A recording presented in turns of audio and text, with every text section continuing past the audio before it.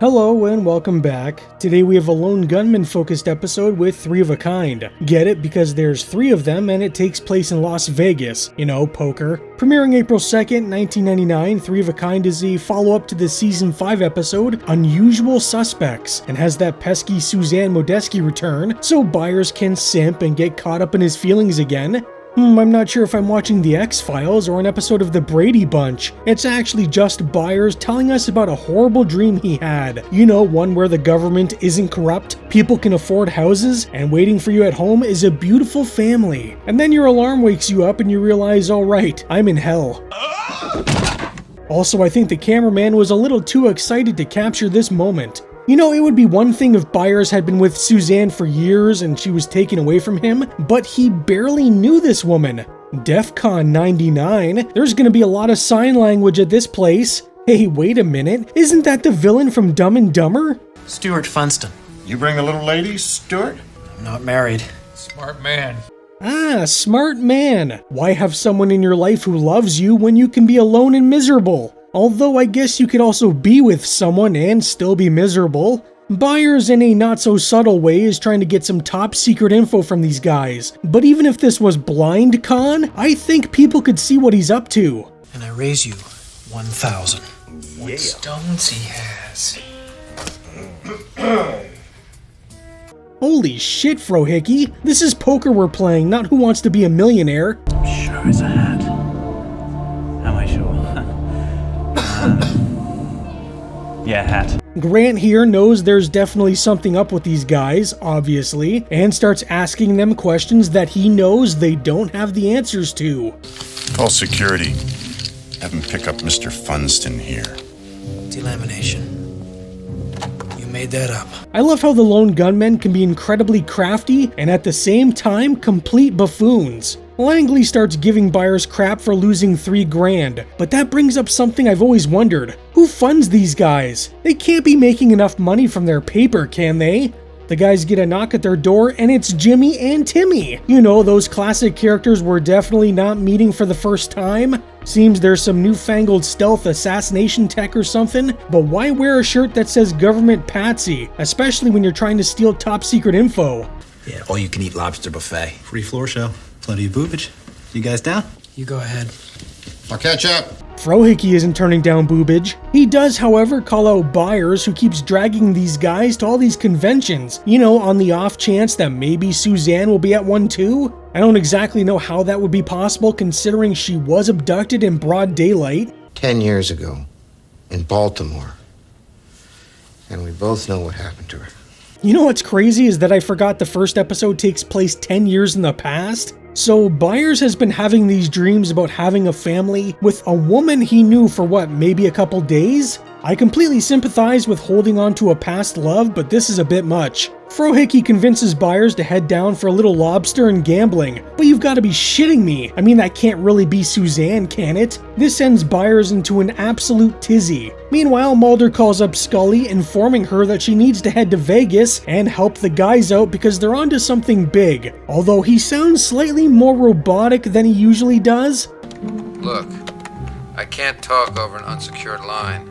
Please just get here. It's an emergency. Well, that explains it. It is crazy that she would just get up and leave because Mulder told her to, though. Oh, well, that's awkward. Hey, Byers, maybe they're just really close family? You know, not quite Alabama, but kind of on the edge. Frohickey digs up some info on their poker adversary, and it seems he works at the same place Suzanne used to. That seems awfully coincidental. Byers thinks Grant brainwashed her because how else do you explain her kissing another man? Clearly he brainwashed her.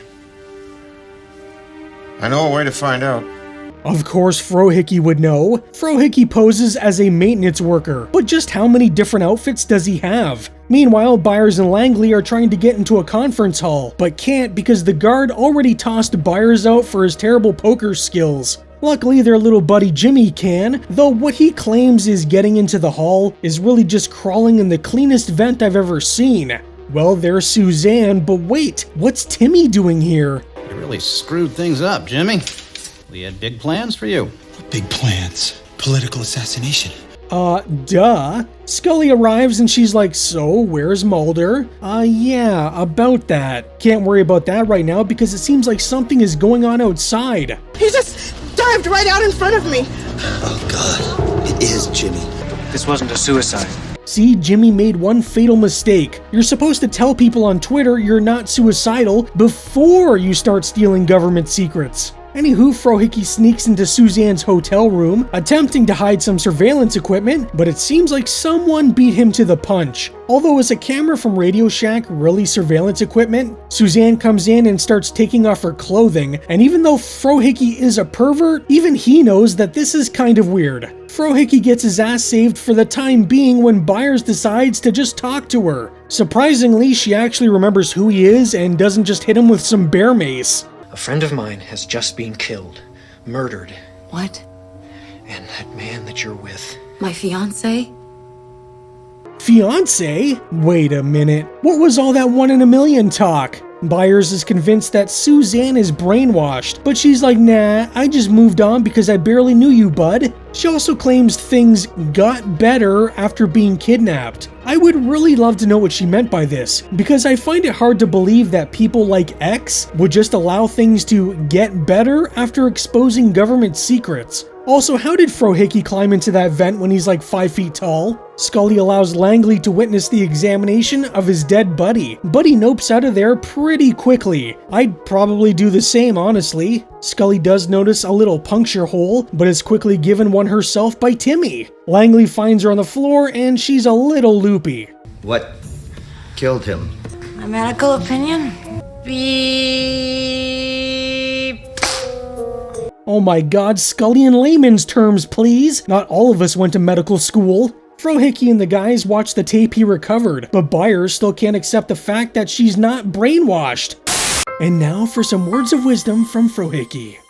I know something about the fairer sex. Trust me. You can bring a horse to water, but you can't make her drink. And those were words of wisdom from Frohickey.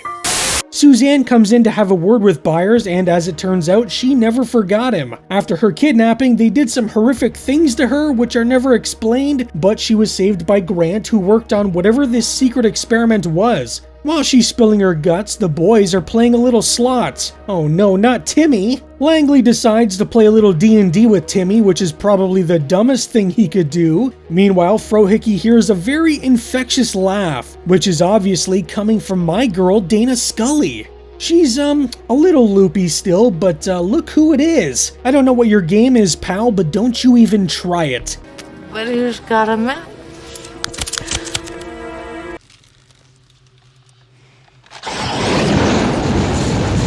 Even though Frohickey has hit on Scully like a million times, She's hot.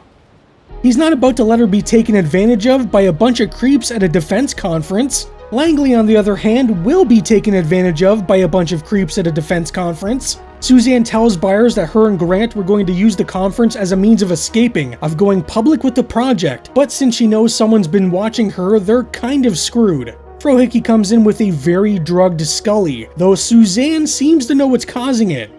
What the hell was she injected with? Derivative of EH gas. AH, anoetic histamine.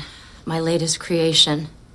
You know, we could keep her drugged a little longer. I kind of like silly Scully. Who else has access to this anoetic histamine? Grant and I are the only two people that have... Oh, what's that? Your little boy toy might be compromised? Seems Suzanne's little injectable can basically cause mind control, which is why Jimmy threw himself under a bus and Scully is acting very weird. I sure hope no one else has been injected. Ah, damn it. Langley is given a gun and his orders, but I like how he doesn't zip his jacket up until he sits down. You know, just so that we can see he has a gun. It's also kind of funny how everyone parts like Moses parting the Red Sea, as Langley takes aim at Suzanne. We're in the Suwara where we need an ambulance. A woman's been shot. She's bleeding. Hurry. Run away. Wait, now they're dressed as EMTs? Again, how many outfits do these guys have? It's like how on Gilligan's Island where they seem to have endless outfits despite only taking a 3-hour tour. Why do people always taste things on this show? Although at least it wasn't Mulder this time. Oh my god, it was all a ruse. Loverboy tries to claim that it wasn't his idea that she be killed, but he still went along with it. Luckily, they found the mark on Langley's neck before he was able to kill her, but they were really cutting things close with this one. But do the Lone Gunmen just carry around blood squibs everywhere they go? You never know when you might need to fake a shooting. Again though, who's paying for all this? Sorry, Suzanne. I mean, it was kind of deserved. Timmy comes in with Suzanne so he can kill them all, but because he's an idiot, Byers gives him a taste of his own medicine. He's then used to take the fall for the murders of both Grant and Suzanne. What do you mean he didn't call me? Oh man, I am gonna kick their asses. She's gonna kick our ass. I wonder, does Scully get paid for any of this? Byers gives Suzanne a whole new identity now that, well, Suzanne is dead. But even though she gives him the opportunity to go with her, he decides to stay with his buddies. I guess he can spend another 10 years having dreams about a life he won't have. You know, Byers, growing old with us ain't so bad. Oh, shut up, Langley. You really wanted to kill himself?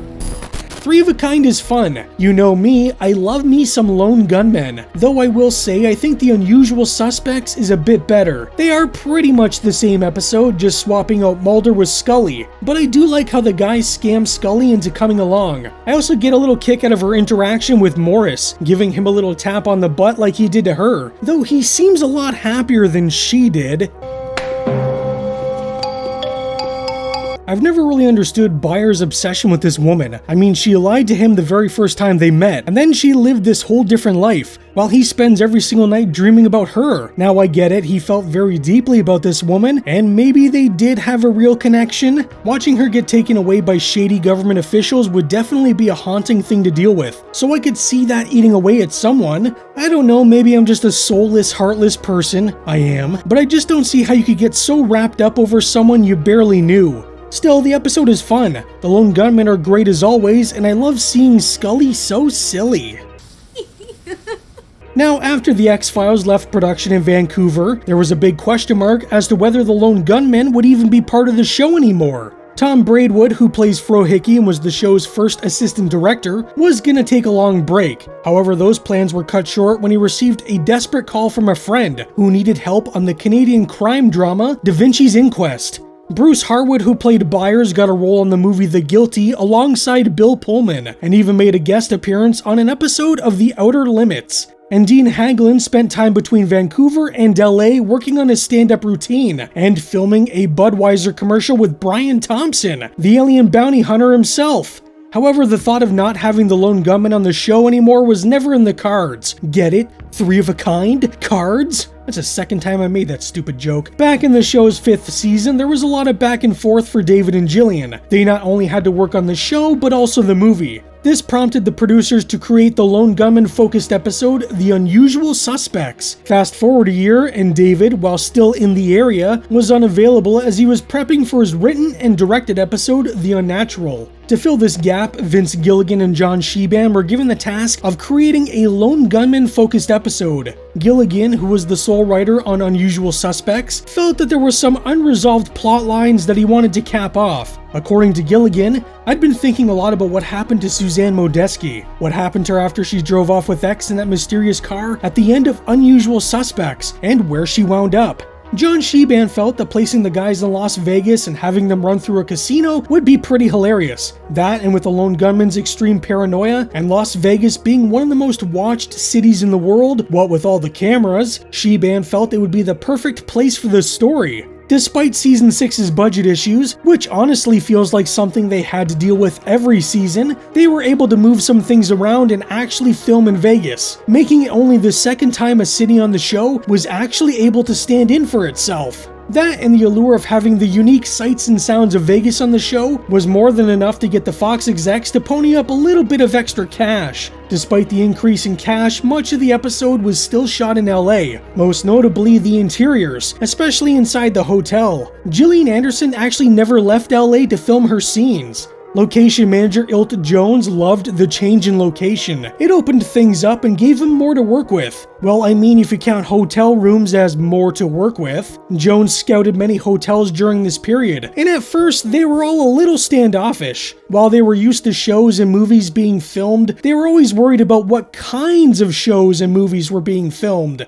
Once they all found out it was the X-Files, a bidding war suddenly erupted. Every hotel knew that the show would be seen by millions and millions of people, and you can't put a price on that kind of exposure. People tend to forget just how popular this show was at the time. The winning bidder turned out to be the Monte Carlo, a 3,000-room hotel located right on the Vegas Strip. The X-Files crew was basically given free reign of the place. Every room was comped, they could film anywhere, any time of the day, and they were even given access to the large message board so they could flash the Defcon logo. For many on the crew, the biggest upside was access to the hotel's buffet, though I couldn't imagine trying to shoot a television show after stuffing my face like a pig. One big question fans watching the shoot kept asking was, where the hell are Mulder and Scully? Well, unfortunately for excited fans expecting to see Mulder and Scully, David was off shooting his own episode, and Scully was shooting her scenes in LA. Personally, I would still fangirl at the sight of the Lone Gunmen, but that's just me. Gilligan and Sheban would later admit that they wrote Scully to be more silly and flirtatious, mostly because they wanted the audience to hear her infectious laugh, something that only those behind the scenes ever really got to relish in.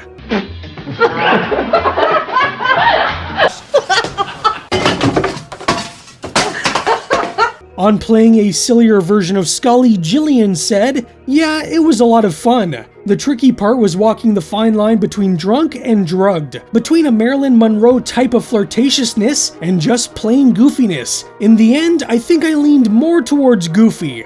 Yeah, I don't know about the goofy part." As for the guys, Bruce lost about $10 playing the slots and became so panicked that he refused to do anything else while he was in Vegas, while the other two decided to hit the town and ended up closing down a bar. Of course, Frohickey would be involved in closing down a bar. As for guest stars, we've got a few recognizable faces. First off, Charles Rocket, who I always knew as the villain from Dumb and Dumber. Apparently, he was on SNL back in the day and got himself and basically everyone else on the show fired when he said "F*** live on the air." Oh man, it's the first time I've ever been shot in my life. I'd like to know who fuck did it. The episode also has John Billingsley as Timmy. I can't say I know a lot about the man, but I knew I recognized him from somewhere, and that somewhere would be Star Trek Enterprise. I never actually watched the show, but I recognized him just from the commercials they used to air on UPN while I was watching SmackDown. This last one is interesting because it led me down a little bit of a rabbit hole. Jim Fife, who played Jimmy, had a brief role in John Carpenter's In the Mouth of Madness, but according to his IMDb, also played one of the Scully brothers and the Jogger Ghost in Ghostbusters 2. Now this sounded off to me, because I did a video exploring the ghosts in the Ghostbusters movies a few years back, and I didn't remember this being the guy. And I was right. The guy that actually played them was a man named Jim Fye. Two men with almost the exact same name. But had it not been for my past research into this, and my obsession with Ghostbusters as a whole, I may not have noticed this. See kids, this is why you double check things. IMDb is not the be-all end-all when it comes to movie trivia. No. 3 of a Kind currently sits at 7.8 on IMDb. Just because I love these guys so much and always enjoy when they're on screen, I'm probably gonna give this one an 8. The episode is actually probably more in the 7 range, but the Lone Gunmen are just too much fun. Up next is a really great episode as Mulder and Scully go out looking for UFOs, and things aren't quite as they seem. In the episode, Field Trip. So what do you think about 3 of a Kind? Let me know down in the comments. Anyways, that's all for today. I hope you're having a great day and stay spooky. It's high stakes in Vegas. I raise you 1,000. When Agent Scully and the Lone Gunmen hit the strip. I told you to fold. Where is the scrumptious Agent Scully? Who loves you, baby? I like Kiki. The X-Files. I'm feeling lucky. An all-new episode, Sunday at 9, 8 Central on Fox. Huge thanks to all my channel members, you're the real MVPs of the Spooky Squad. Your support helps keep the lights flickering and the monsters fed. If you'd like to join up and help support the channel, check out the join button below. But no pressure, just watching and liking helps a ton too.